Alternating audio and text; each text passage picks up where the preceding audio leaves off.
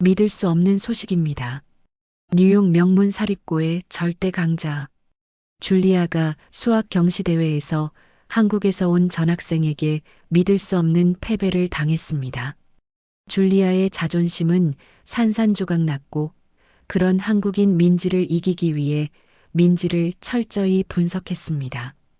하지만 수학 천재 민지는 사실 매일 밤 가족 식당에서 서빙까지 하며 공부를 밤새서 하고 있었던 것입니다.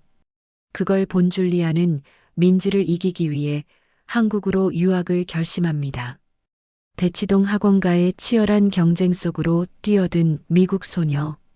진정한 성장의 의미를 깨달은 그 순간을 지금 공개합니다.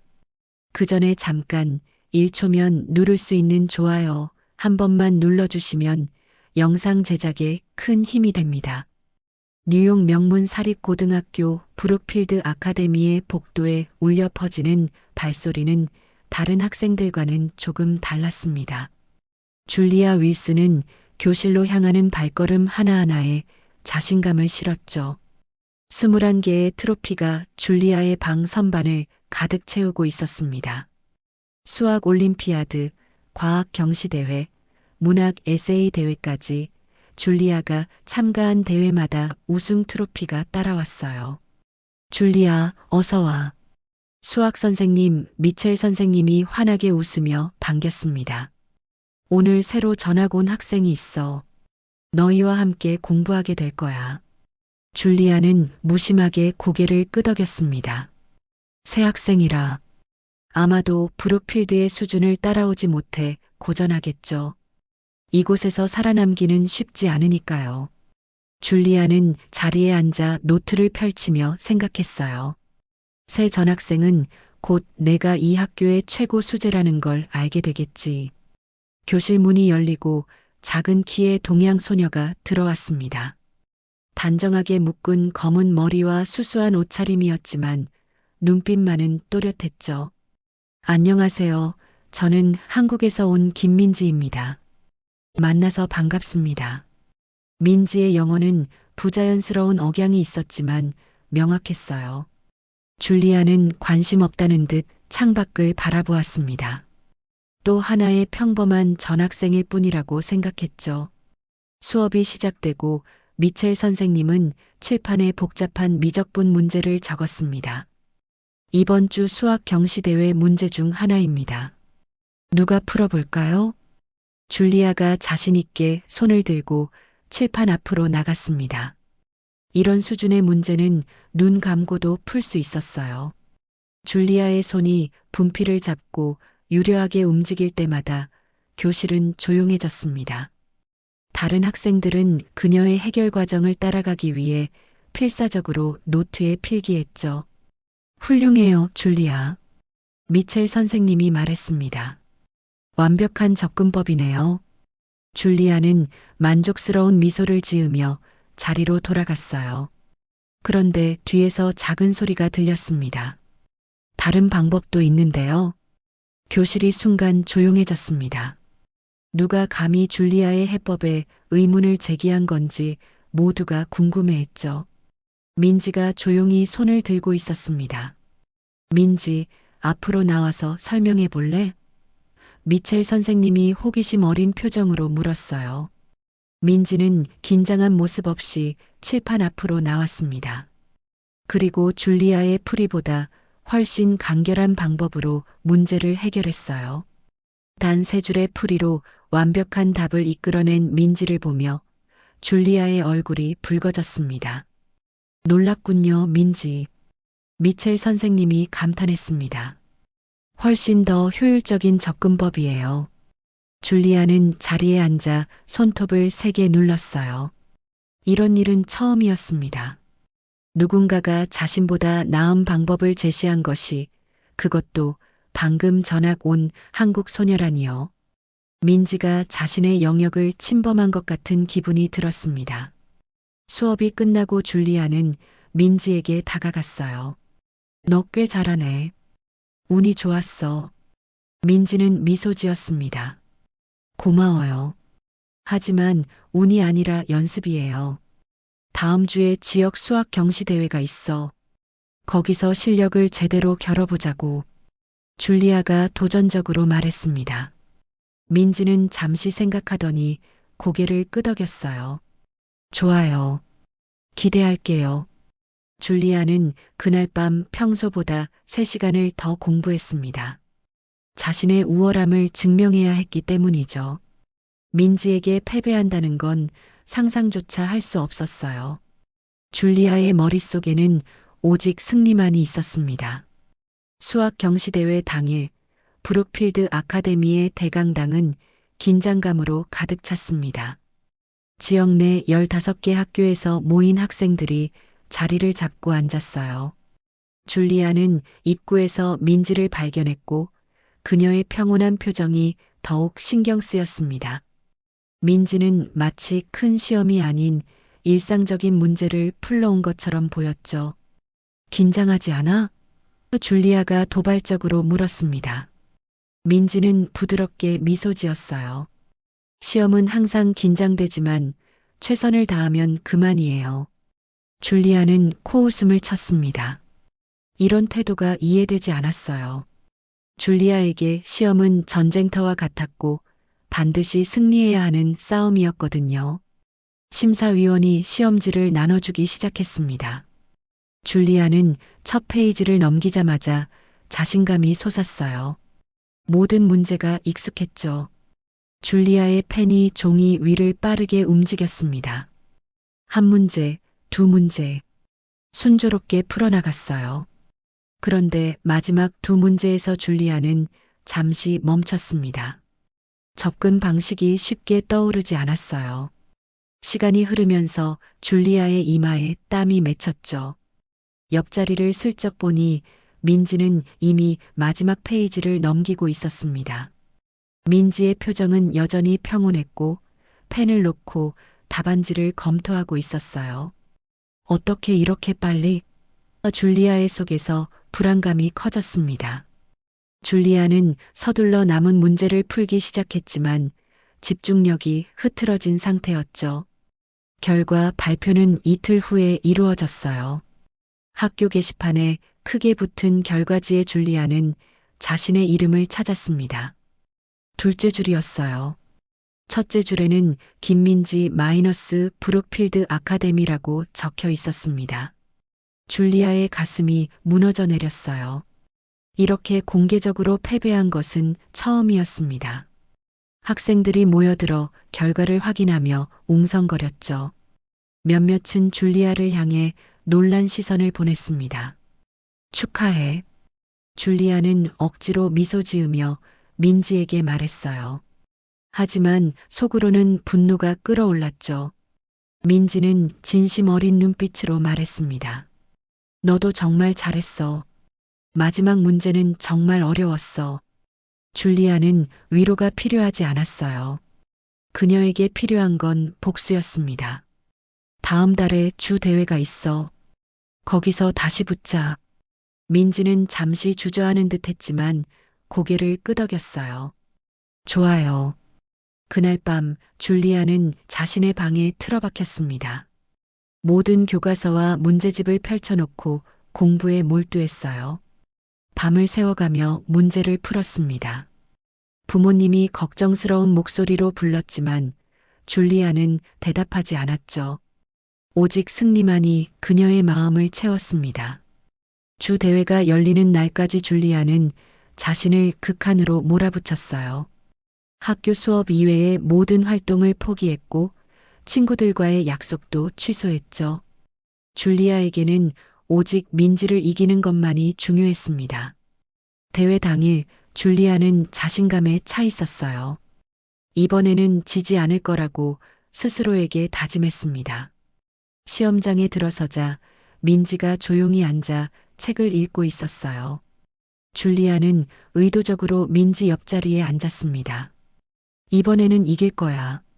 줄리아가 작은 목소리로 말했어요. 민지는 책을 덮고 줄리아를 바라보았습니다. 중요한 건 이기는 게 아니라 배우는 거라고 생각해요. 줄리아는 대답하지 않았어요. 그런 철학은 이해할 수 없었습니다. 줄리아에게 경쟁은 승리를 위한 것이었으니까요. 시험이 시작되었고 줄리아는 모든 집중력을 문제에 쏟았습니다. 이번에는 모든 문제가 완벽하게 풀렸어요. 마지막 문제까지 자신 있게 답안을 작성했고 시간이 남아 검토까지 마쳤죠. 결과 발표는 그 자리에서 이루어졌습니다. 심사위원장이 마이크를 잡고 이름을 부르기 시작했어요. 3등 마운트 버논 고등학교의 에단 파커. 박수 소리가 들렸습니다. 2등 브룩필드 아카데미의 줄리아 윌슨. 줄리아의 얼굴이 굳었어요. 1등 브룩필드 아카데미의 김민지.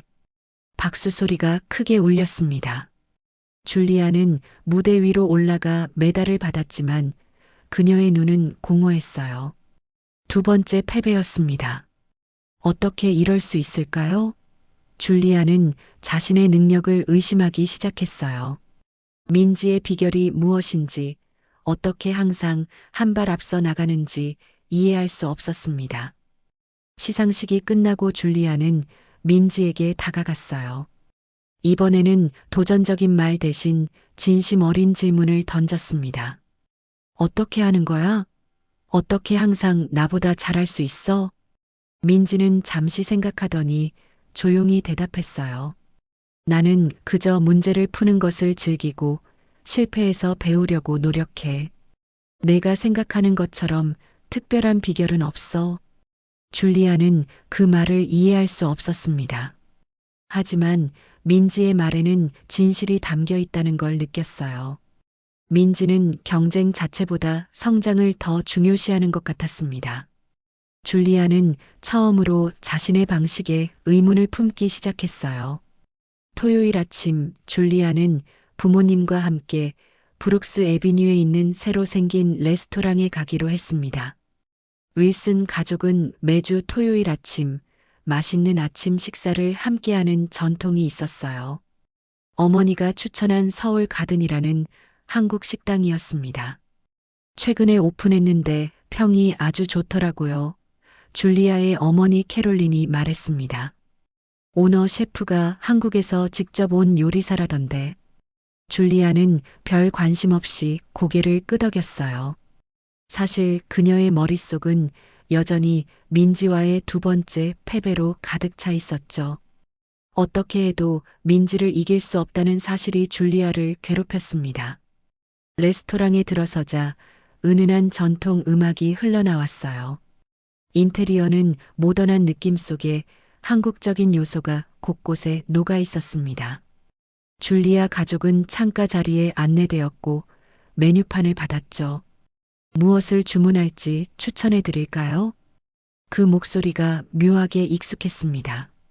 줄리아가 고개를 들자 민지가 웨이트리스 유니폼을 입고 서 있었어요. 줄리아는 놀라 입을 다물지 못했습니다. 학교에서 최고의 수재로 인정받고 있는 민지가 식당에서 서빙을 한다고요? 민지? 줄리아가 놀라서 물었어요. 민지도 줄리아를 보고 잠시 당황한 기색이 역력했습니다. 하지만 곧 전문적인 미소를 되찾았어요. 안녕, 줄리아. 여기서 만나다니 반갑네. 줄리아의 부모님은 호기심 어린 눈빛으로 두 사람을 바라보았습니다. 아는 친구니? 아버지 로버트가 물었어요. 학교 친구예요. 줄리아가 짧게 대답했습니다. 민지는 메뉴를 설명하기 시작했어요. 오늘의 추천 메뉴는 전통 한식 조식인 소불고기 정식입니다. 신선한 나물 반찬과 함께 제공되고요. 구수한 된장찌개도 함께 나옵니다. 줄리아는 민지의 전문적인 설명에 말문이 막혔어요. 교실에서 복잡한 수학 문제를 풀던 그 민지가 이렇게 자연스럽게 서빙을 하고 있다니요. 가족들이 주문을 마치고 민지가 주방으로 사라지자 줄리아는 혼란스러운 표정을 감추지 못했습니다. 그 친구가 수학대회에서 너를 이긴 학생이니? 어머니가 조용히 물었어요. 줄리아는 고개를 끄덕였습니다. 맞아요. 두 번이나요. 식사가 나오는 동안 줄리아는 계속해서 민지를 관찰했어요. 민지는 테이블 사이를 부지런히 오가며 손님들을 응대했습니다. 때로는 주방에서 나와 음식 설명을 하기도 했죠.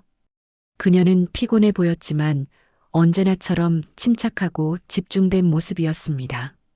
식사를 마치고 계산을 하려는데 중년의 한국 여성이 계산대에서 미소 지으며 인사했어요. 맛있게 드셨나요? 저는 이 레스토랑 주인 김 여사입니다. 정말 훌륭했어요.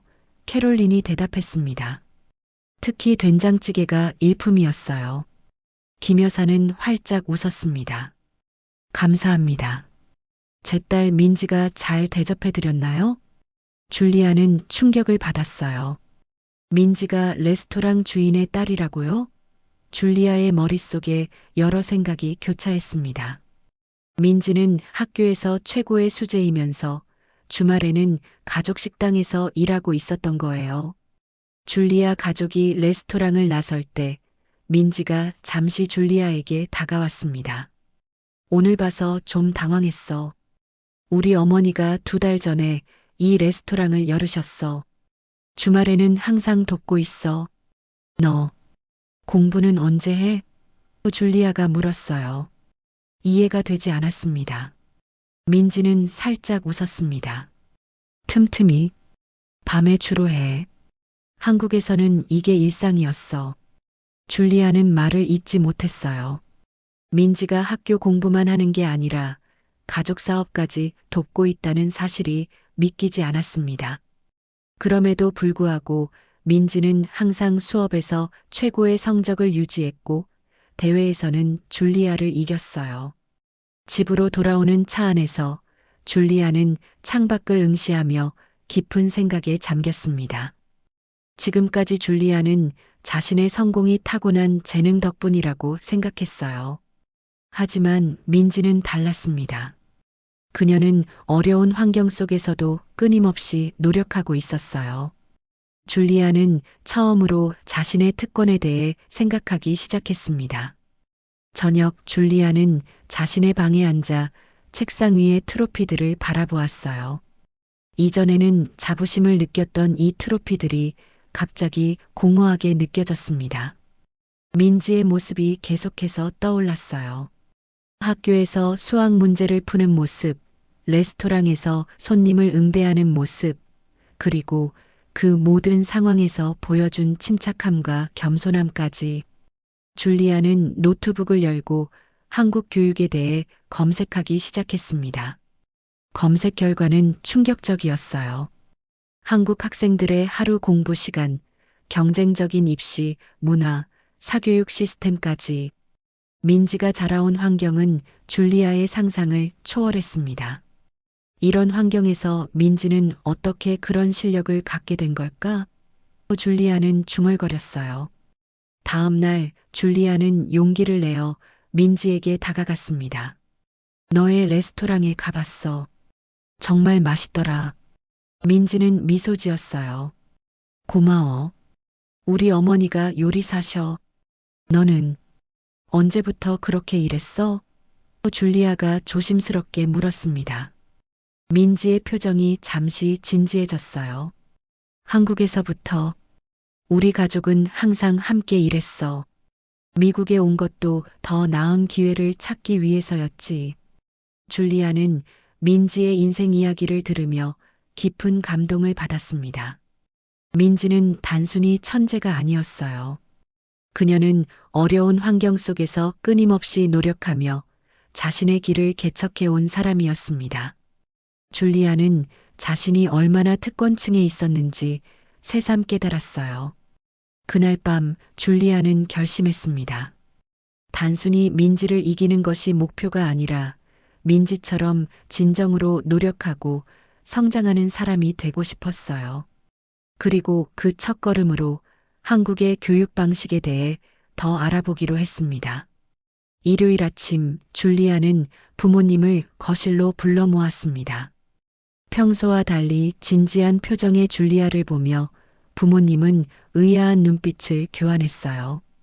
줄리아는 어제부터 밤새 준비한 프레젠테이션 자료를 꺼냈습니다. 저 한국으로 유학 가고 싶어요. 줄리아가 단호하게 말했습니다. 캐롤린과 로버트는 놀란 표정을 감추지 못했어요. 갑자기 무슨 소리니? 아버지가 물었습니다. 어제 민지네 레스토랑에 다녀온 후로 계속 생각했어요. 민지는 제가 상상도 못할 환경에서 공부해 왔고, 그런데도 저보다 뛰어나요. 전 지금까지 모든 것이 당연하다고 생각했어요. 하지만 민지를 보면서 깨달았습니다. 제가 얼마나 특권층에 있었는지, 그리고 그걸 당연하게 여겼는지요. 줄리아는 노트북을 열어 준비한 자료를 보여주었어요.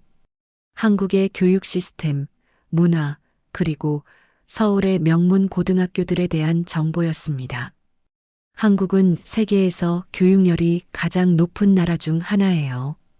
특히 수학과 과학 분야에서요. 제가 지금까지 경쟁해온 환경과는 완전히 달라요. 저는 그곳에서 배우고 싶어요. 진짜 도전을 경험하고 싶어요. 캐롤린은 우려가 담긴 목소리로 말했습니다. 언어는?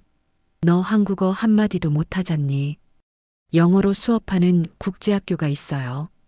그리고 저는 한국어도 배울 거예요. 이건 단순한 충동이 아니라 제 미래를 위한 결정이에요. 줄리아의 눈빛에서 결연함이 느껴졌어요. 부모님은 줄리아가 이렇게 진지하게 무언가를 원하는 모습을 처음 보았습니다.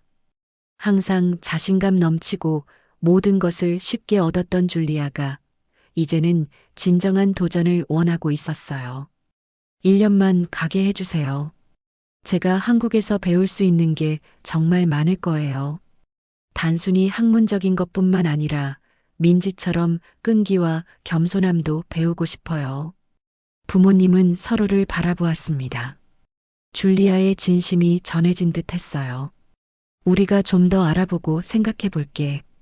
로버트가 말했습니다. 다음 날 학교에서 줄리아는 민지에게 자신의 계획을 이야기했어요. 나 한국으로 유학 가려고 해.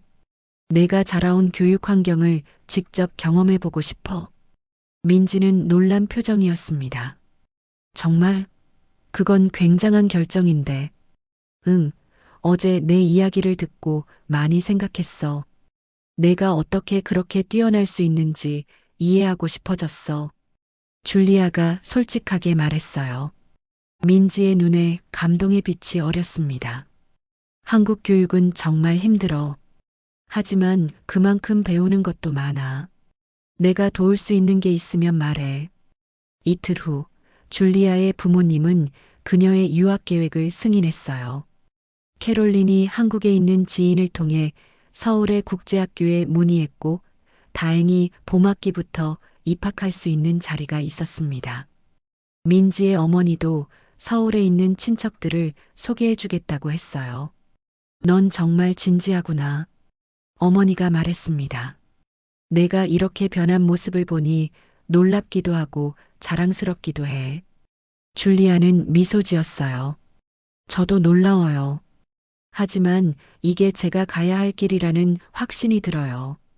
준비 기간 동안 줄리아는 한국어 기초를 배우기 시작했습니다.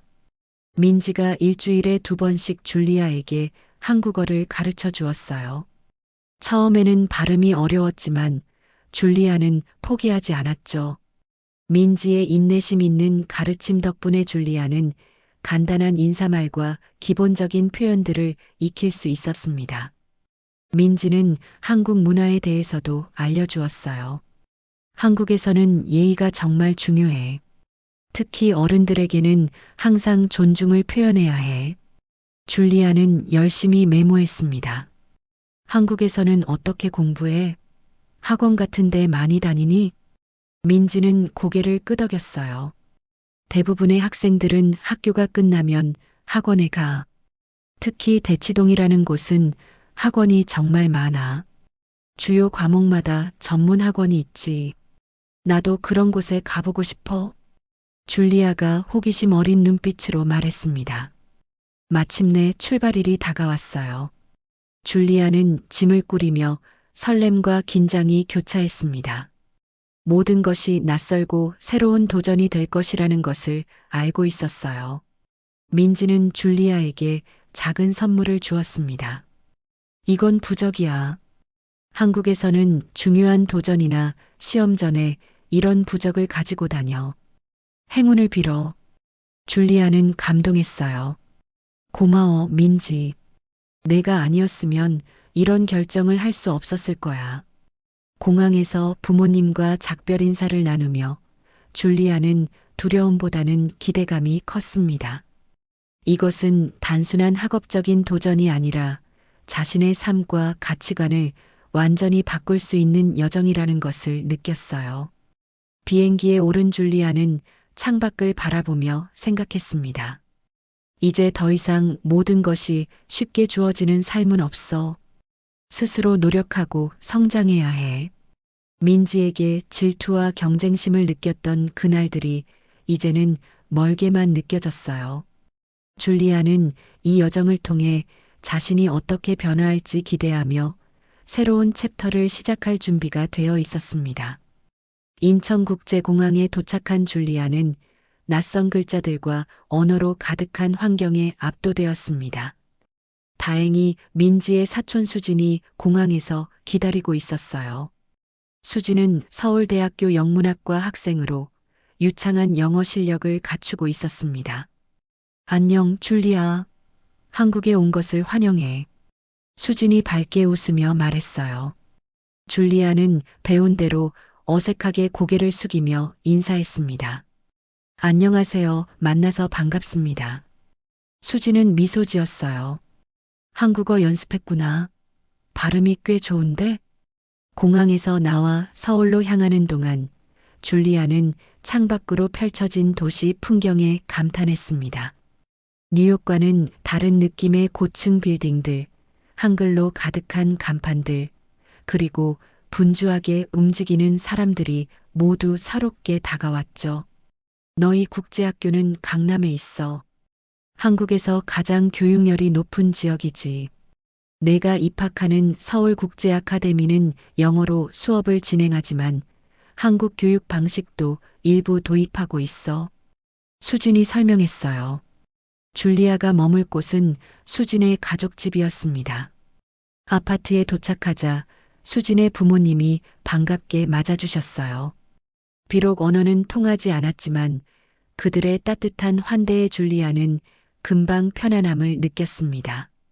첫 주는 새로운 환경에 적응하는 데 바빴어요. 국제학교는 다양한 국적의 학생들이 모여 있었고 줄리아는 곧 새로운 친구들을 사귀었습니다. 그중 재미교포인 켈리와 특히 친해졌어요. 한국 교육이 궁금하다면 대치동에 가봐야 해. 켈리가 어느 날 점심시간에 말했습니다. 나도 방과 후에 거기서 수학학원을 다니는데 같이 갈래? 줄리아는 즉시 동의했어요. 민지가 말했던 그 유명한 대치동을 직접 경험해보고 싶었거든요. 다음 날 방과 후 줄리아는 켈리와 함께 대치동으로 향했습니다. 지하철에서 내려 거리로 나오자 줄리아는 놀라움을 금치 못했어요. 거대한 건물마다 빼곡히 들어찬 학원들, 책가방을 맨 학생들로 붐비는 거리, 그리고 끊임없이 오가는 사람들의 모습이 압도적이었습니다. 여기 학생들은 보통 몇 시까지 공부해?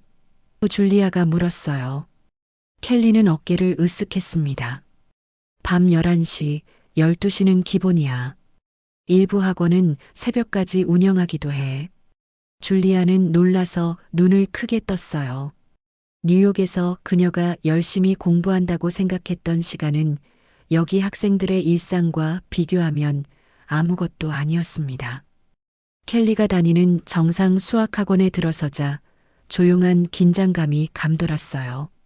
칠판 앞에서 선생님이 열정적으로 설명하고 학생들은 집중해서 필기하는 모습이 인상적이었습니다. 오늘은 특별히 우리 학원에 미국에서 온 교환학생이 방문했습니다. 줄리아를 환영해 주세요. 켈리의 선생님인 박 선생님이 영어로 말했어요. 학생들이 일제히 고개를 들어 줄리아를 바라보았습니다. 줄리아는 부끄러움을 느끼며 가볍게 인사했어요. 줄리아는 뉴욕의 브룩필드 아카데미에서 최상위권 학생이었습니다. 오늘 우리 수업에 참관하러 왔어요. 혹시 우리가 풀고 있는 문제를 한번 풀어볼래요? 줄리아는 긴장했지만 용기를 내어 앞으로 나갔습니다. 칠판에 적힌 문제는 뉴욕에서 보던 것보다 훨씬 복잡해 보였어요. 그녀는 천천히 문제를 분석하기 시작했죠. 문제는 일반적인 미적분 문제였지만 접근 방식이 달랐습니다. 줄리아는 자신이 아는 방법으로 풀려고 했지만 한계에 부딪혔어요. 잠시 고민하던 그녀의 옆으로 박 선생님이 다가왔습니다. 다른 각도에서 생각해 보세요. 문제의 본질이 무엇인지 생각해 봐요. 줄리아는 깊게 숨을 들이쉬고 다시 문제를 바라보았어요. 박 선생님의 말대로 문제의 본질에 집중하자 새로운 접근법이 떠올랐습니다. 줄리아가 풀이를 완성하자 교실에서 작은 박수 소리가 들렸어요. 훌륭합니다. 박 선생님이 미소 지었어요. 미국과 한국의 교육 방식은 다르지만 결국 추구하는 것은 같아요. 문제의 본질을 이해하고 창의적으로 해결하는 능력이죠. 그날 수업이 끝나고 박 선생님은 줄리아에게 제안했습니다. 우리 학원에 일주일에 2번 와서 수업을 들어보는 건 어떨까요? 한국 교육을 경험하는데 도움이 될 거예요. 줄리아는 기쁘게 수락했어요. 이것이야말로 그녀가 한국에 온 이유였으니까요. 다음 주부터 줄리아는 국제학교 수업과 대치동 학원을 병행했습니다. 처음에는 한국 학생들의 공부 페이스를 따라가기 힘들었어요. 하지만 점차 적응하면서 줄리아는 한국 교육의 본질을 이해하기 시작했죠. 여기서는 단순히 답을 찾는 것보다 과정을 중요시해. 그녀의 새 친구 지은이가 설명했어요. 문제를 왜 그렇게 풀어야 하는지, 어떤 원리가 적용되는지 이해하는 게 중요해. 한 달이 지나자 줄리아는 자신의 학습 방식이 변화하고 있음을 느꼈습니다. 이전에는 빠르게 답을 찾는 데 집중했다면 이제는 문제의 구조와 본질을 이해하려고 노력했어요. 그리고 이런 접근법이 더 복잡한 문제를 해결하는데 효과적이라는 것을 깨달았습니다. 줄리아, 정말 빠르게 성장하고 있네요. 박 선생님이 어느 날 수업 후에 말했어요. 한국식 교육의 장점을 잘 흡수하고 있어요. 줄리아는 미소 지었습니다. 처음에는 암기와 반복만 중요시하는 줄 알았는데 실제로는 깊이 사고하고 문제의 본질을 파악하는 것이 핵심이라는 걸 알게 됐어요. 줄리아는 점점 더 한국 교육의 매력에 빠져들었습니다. 단순한 암기가 아닌 근본적인 원리를 이해하고 그것을 다양한 상황에 적용하는 능력을 키우는 방식이 그녀의 학습 스타일을 완전히 변화시켰어요. 민지가 왜 그렇게 뛰어났는지 이제 이해할 수 있어. 줄리아는 일기에 적었습니다. 그녀는 단순히 똑똑한 것이 아니라 문제를 깊이 이해하고 해결하는 방법을 배운 거야.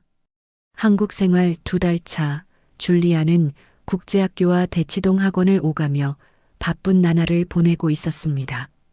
처음에는 한국 학생들의 공부량에 압도되었지만 이제는 그 리듬에 서서히 적응하고 있었어요. 그러나 여전히 한 가지 의문이 남아 있었죠. 어떻게 이 학생들은 이렇게 많은 시간을 공부하면서도 지치지 않는 걸까요? 비결이 있을 거야. 줄리아는 학교 도서관에서 공부하며 중얼거렸습니다. 옆자리에 앉아있던 지은이가 고개를 들었어요. 무슨 비결? 너희들이 어떻게 이렇게 오랜 시간 집중력을 유지하는지 궁금해. 줄리아가 솔직하게 말했죠. 지은이는 잠시 생각하더니 웃음을 지었습니다. 사실 우리도 다 힘들어. 하지만 자기만의 학습 방법을 찾는 게 중요해. 나는 포모도로 기법을 사용하고 있어. 포모도로. 줄리아가 고개를 갸웃거렸어요. 25분 집중해서 공부하고 5분 휴식하는 방식이야. 4번 반복하면 긴 휴식을 취하고, 이렇게 하면 집중력을 효과적으로 관리할 수 있어. 줄리아는 눈을 크게 뜨며 고개를 끄덕였습니다.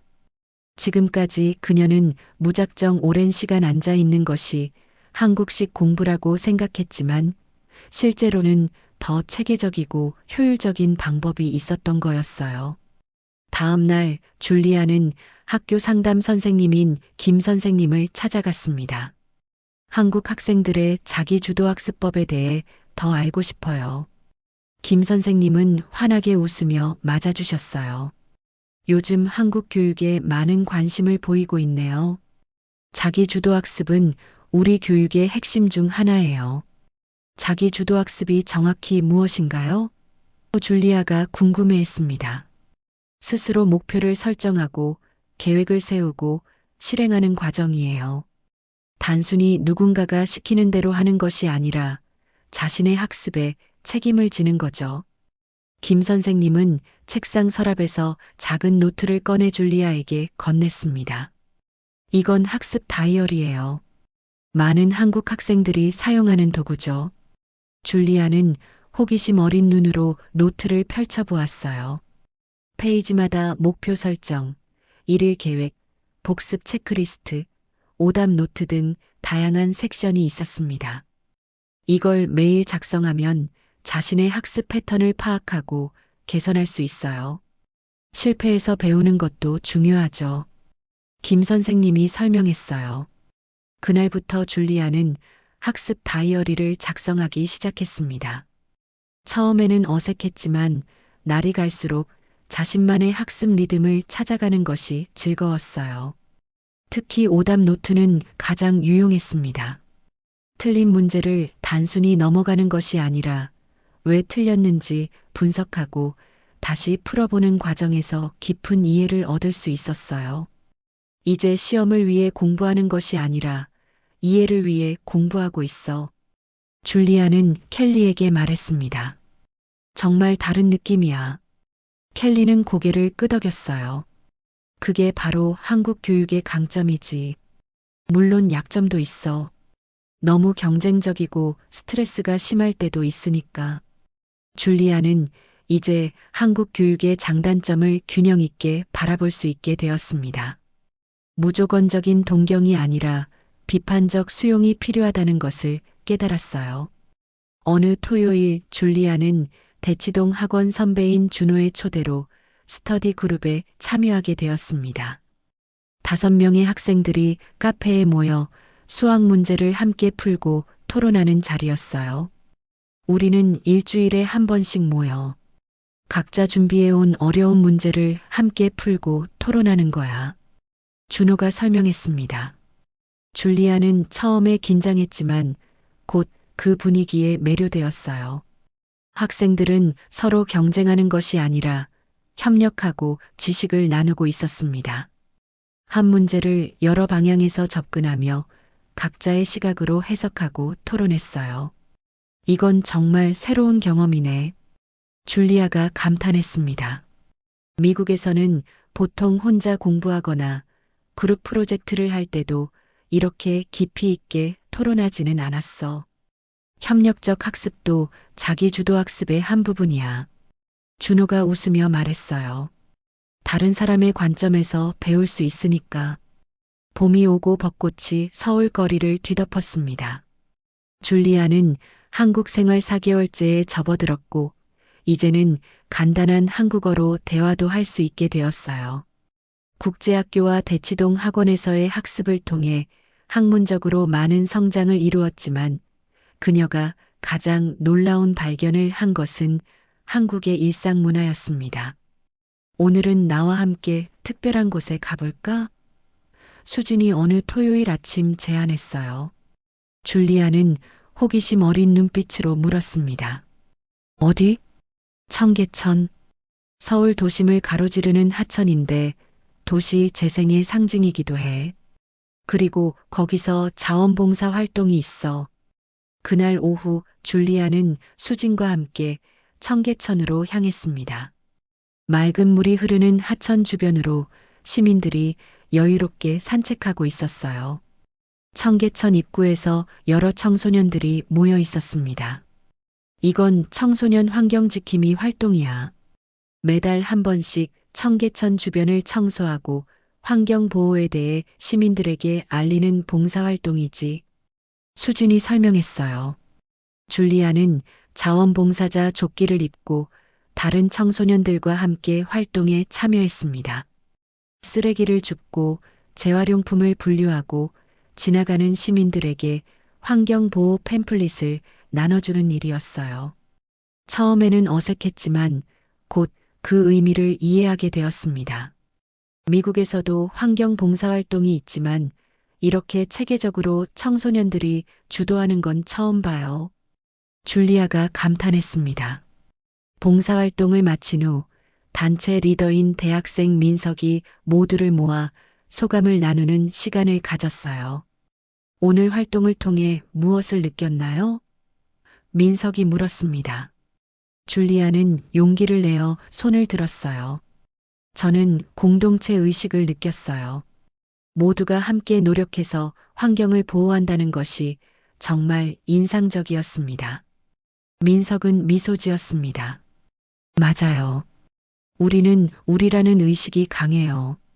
개인보다 공동체를 생각하는 문화죠. 이 경험은 줄리아에게 큰 영향을 미쳤어요. 그녀는 한국 사회에서 느껴지는 강한 공동체 의식과 시민 책임감에 깊은 인상을 받았습니다. 다음 주 줄리아의 국제학교에서는 세계문화주간이 열렸어요. 학생들은 각자의 문화를 소개하는 부스를 운영했습니다. 줄리아는 켈리와 함께 미국과 한국 교육 비교 부스를 준비했어요. 미국 교육은 개인의 창의성과 자유로운 사고를 중시해요. 반면 한국 교육은 체계적인 학습과 깊은 이해를 강조하죠. 줄리아가 방문객들에게 설명했습니다. 행사 중에 줄리아는 지하철에서의 특별한 경험을 공유했어요. 한 번은 제가 지하철에서 노약자석에 앉아 있었는데 어르신이 타셨어요. 주변의 모든 학생들이 즉시 일어나 자리를 양보하는 모습을 봤어요. 아무도 시키지 않았는데도요. 켈리가 덧붙였습니다. 그것이 바로 정과 예의 문화예요. 한국 사회는 서로를 배려하고 존중하는 가치를 중요시해요. 줄리아의 부스는 많은 관심을 받았어요. 특히 그녀가 한국에서 배운 자기주도학습법과 협력적 학습 방식에 대한 설명은 다른 학생들에게 큰 영감을 주었습니다. 내가 정말 한국 문화를 깊이 이해하고 있구나. 행사 후 김 선생님이 줄리아에게 말했어요. 단순히 학업적인 면뿐만 아니라 우리 사회의 가치관도 잘 파악하고 있어. 줄리아는 부끄러워하며 웃었습니다. 아직 배울 것이 많아요. 하지만 한국 생활을 통해 제 시각이 넓어진 것은 확실해요. 다음 날 줄리아는 수진의 제안으로 서울의 전통시장을 방문했습니다. 광장시장은 현대적인 쇼핑몰과는 다른 활기찬 에너지로 가득했어요. 여기서는 흥정도 할 수 있어. 수진이 알려주었습니다. 줄리아는 용기를 내어 한국어로 가격 흥정을 시도했어요. 조금만 깎아주세요. 그녀의 서툰 한국어에 상인들은 웃으며 호응해 주었습니다. 시장 구경을 마치고 돌아오는 길 그들은 지하철에서 작은 해프닝을 경험했어요. 한 외국인 관광객이 지도를 보며 길을 찾느라 헤매고 있었습니다. 아무도 요청하지 않았지만 주변의 한국인들이 자발적으로 도움을 주기 시작했어요. 어디로 가시나요? 한 중년 여성이 영어로 물었습니다. 관광객이 목적지를 말하자 여러 사람이 함께 경로를 설명해 주었어요.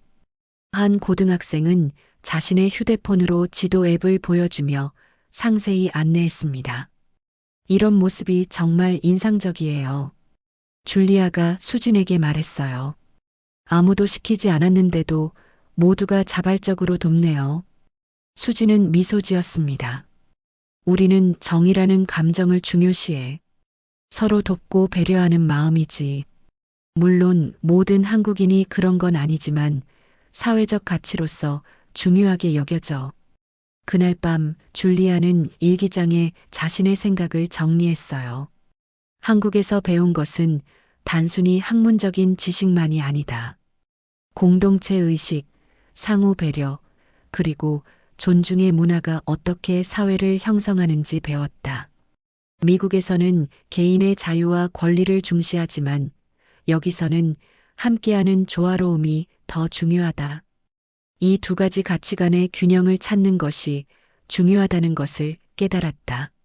주말 줄리아는 학교 친구들과 함께 한강공원으로 소풍을 갔어요. 넓은 잔디밭에 돗자리를 펴고 앉아 도시락을 나눠 먹으며 그녀는 이 순간이 얼마나 특별한지 느꼈습니다. 처음 한국에 왔을 때는 모든 것이 낯설고 어려웠어요. 줄리아가 친구들에게 말했어요. 하지만 이제는 이곳이 제 두 번째 고향처럼 느껴져요. 켈리가 웃으며 물었습니다. 가장 큰 변화는 뭐야? 줄리아는 잠시 생각에 잠겼어요. 아마도 제 자신을 바라보는 시각이 변한 거예요. 예전에는 저 자신만 생각했다면 이제는 제가 속한 공동체와 다른 사람들을 더 의식하게 되었어요. 그리고 제 특권에 대해서도 더 인식하게 되었죠. 친구들은 고개를 끄덕이며 공감했습니다. 그들은 밤늦게까지 한강변에서 이야기를 나누며 각자의 문화와 경험을 공유했어요. 다양한 국적과 배경을 가진 친구들 사이에서 줄리아는 진정한 글로벌 시민으로 성장하고 있었습니다. 내가 처음 왔을 때보다 정말 많이 달라졌어. 수진이 집으로 돌아오는 길에 말했어요. 더 열린 마음을 가지게 된 것 같아. 줄리아는 미소 지었습니다. 맞아. 이제는 다른 문화와 관점을 더 존중하게 되었어. 그리고 무엇보다 민지를 더 이해하게 되었어. 한국 생활 6개월째, 줄리아는 예상치 못한 소식을 받았습니다. 김 선생님이 그녀를 교무실로 불러 전했어요. 줄리아, 좋은 소식이 있어요. 다음 주에 열리는 아시아 마이너스 태평양 청소년 수학 올림피아드에 우리 학교 대표로 참가할 기회가 있어요. 줄리아의 눈이 커졌습니다. 정말요? 제가요? 김 선생님은 고개를 끄덕였어요. 내가 보여준 성장과 노력이 정말 인상적이었어. 특히 한국식 학습법과 너만의 창의적 접근법을 결합한 방식이 심사위원들의 눈에 띈 거야. 줄리아는 기쁨의 차 감사를 표했습니다. 대회 준비를 위해 그녀는 더욱 열심히 공부했어요. 박 선생님의 지도 아래 고난도 문제들을 풀며 그동안 배운 모든 기술을 총동원했습니다. 대회 이틀 전 참가자 명단을 확인하던 줄리아는 익숙한 이름을 발견했어요. 김민지 마이너스 뉴욕 브룩필드 아카데미. 민지도 미국 대표로 참가하는 것이었습니다. 민지가 여기 온대. 줄리아는 수진에게 흥분된 목소리로 말했어요. 와, 정말? 그럼 6개월 만에 다시 만나는 거네. 수진이 말했습니다. 줄리아는 기대와 긴장이 뒤섞인 감정을 느꼈어요. 예전의 그녀라면 민지와의 재회를 이기기 위한 또 다른 기회로만 생각했을 것입니다. 하지만 지금의 줄리아는 달랐어요. 그녀에게 이번 대회는 단순한 승패의 문제가 아니라 자신이 얼마나 성장했는지를 확인하는 기회였습니다. 대회 당일 서울 국제 컨벤션 센터는 아시아 각국에서 온 학생들로 붐볐어요. 등록 테이블 근처에서 줄리아는 민지를 발견했습니다. 민지는 여전히 단정한 모습이었지만 더 자신감 있어 보였어요. 민지, 줄리아가 반갑게 불렀습니다. 민지는 줄리아를 보고 놀란 표정을 지었어요. 줄리아? 정말 너였구나. 내 이름을 참가자 명단에서 봤을 때 믿기지 않았어. 두 사람은 따뜻하게 포옹했습니다. 예전의 경쟁자였던 그들은 이제 서로의 성장을 진심으로 기뻐하는 친구가 되어 있었어요. 한국 생활은 어때? 민지가 물었습니다. 줄리아는 환하게 웃었어요. 상상했던 것보다 훨씬 더 좋아. 정말 많은 것을 배우고 있어. 내가 없었다면 이런 경험을 하지 못했을 거야. 나도 뉴욕에서 많은 변화가 있었어. 민지가 말했습니다. 우리 레스토랑이 잘 되고 있고 학교에서도 친구들이 많이 생겼어. 그들은 대회가 시작되기 전까지 서로의 근황을 나누었어요. 줄리아는 민지에게 한국에서 배운 것들을, 민지는 뉴욕에서의 적응기를 이야기했습니다.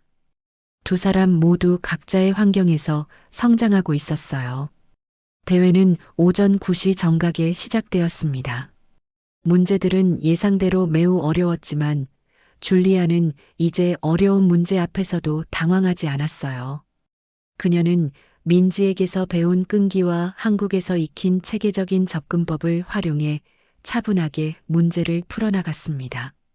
마지막 문제는 특히 난이도가 높았어요. 줄리아는 잠시 막막함을 느꼈지만 곧 자신이 학원에서 배운 문제의 본질 파악하기 방법을 떠올렸습니다. 그녀는 문제를 다양한 각도에서 분석하기 시작했어요. 그리고 마침내 해결의 실마리를 찾았습니다. 대회가 끝나고 학생들이 홀에 모였을 때 줄리아와 민지는 서로의 풀이 방법을 비교했어요. 마지막 문제, 너는 어떻게 접근했어? 민지가 물었습니다. 줄리아는 자신의 방법을 설명했어요. 처음에는 전통적인 방식으로 시도했지만 막혔어. 그래서 박 선생님이 가르쳐 주신 대로 문제의 구조를 분석했지. 그러다 문제를 거꾸로 풀어보는 접근법을 떠올렸어. 민지는 놀란 표정을 지었습니다. 와, 그 방법은 생각지도 못했어. 나는 더 직관적으로 접근했는데. 그들은 각자의 풀이 방식에서 배울 점을 찾으며 진지하게 토론했어요. 이제 그들은 서로를 경쟁자가 아닌 함께 성장하는 동료로 여기고 있었습니다. 시상식은 오후 5시에 열렸어요. 심사위원장이 수상자를 호명하기 시작했습니다. 동상, 일본 도쿄 과학고등학교의 타나카 히로. 박수 소리가 울렸습니다. 은상, 뉴욕 브룩필드 아카데미의 김민지. 민지가 미소 지으며 단상으로 올라갔어요. 금상, 서울국제아카데미의 줄리아 윌슨. 줄리아는 놀라움과 기쁨이 뒤섞인 표정으로 단상으로 향했습니다. 그녀는 민지와 눈을 마주치며 따뜻한 미소를 나눴어요. 이것은 단순한 승리가 아니라 그들 모두의 성장을 상징하는 순간이었습니다. 시상식 후 두 사람은 한강변을 걸으며 깊은 대화를 나눴어요. 내가 이길 거라고 생각했어. 민지가 진심 어린 목소리로 말했습니다. 너는 정말 많이 변했어, 줄리아. 예전에 너를 찾아볼 수 없을 정도로. 줄리아는 고개를 끄덕였어요. 그건 다 내 덕분이야. 내가 아니었다면 나는 여전히 특권에 안주하고 진정한 노력의 가치를 모르는 사람이었을 거야. 우리 둘 다 서로에게 영향을 줬네. 민지가 웃었습니다. 그들은 한강의 야경을 바라보며 미래에 대한 이야기를 나누었어요. 민지는 대학에서 의학을 공부하고 싶다고 했고, 줄리아는 국제 교육 분야에 관심이 생겼다고 했습니다. 우리가 처음 만났을 때 내가 이렇게 변할 거라고 생각했어? 줄리아가 물었어요. 민지는 잠시 생각하더니 대답했습니다. 솔직히 말하면 그랬어. 내가 진정으로 무언가를 원한다면 그것을 이룰 수 있는 능력이 있다는 걸 느꼈어. 줄리아는 감동했어요. 민지가 그녀의 잠재력을 믿어주었다는 사실이 큰 의미로 다가왔습니다. 그리고 이 모든 변화는 한 번의 패배에서 시작되었다는 사실이 줄리아에게는 인생의 가장 큰 교훈으로 남았습니다. 때로는 우리가 가장 두려워하는 실패가 우리를 가장 위대한 성장으로 이끌어준다는 것을요. 여러분은 사연에 대해서 어떻게 생각하시나요? 이 이야기가 흥미로우셨다면 1초면 누를 수 있는 좋아요 한 번만 눌러주시면 영상 제작에 큰 힘이 됩니다. 그리고 여러분들의 소중한 의견을 댓글로 달아주시면 영상을 보는 시청자들에게 큰 힘이 됩니다. 앞으로 더 깊고 흥미로운 이야기를 전해드리겠습니다.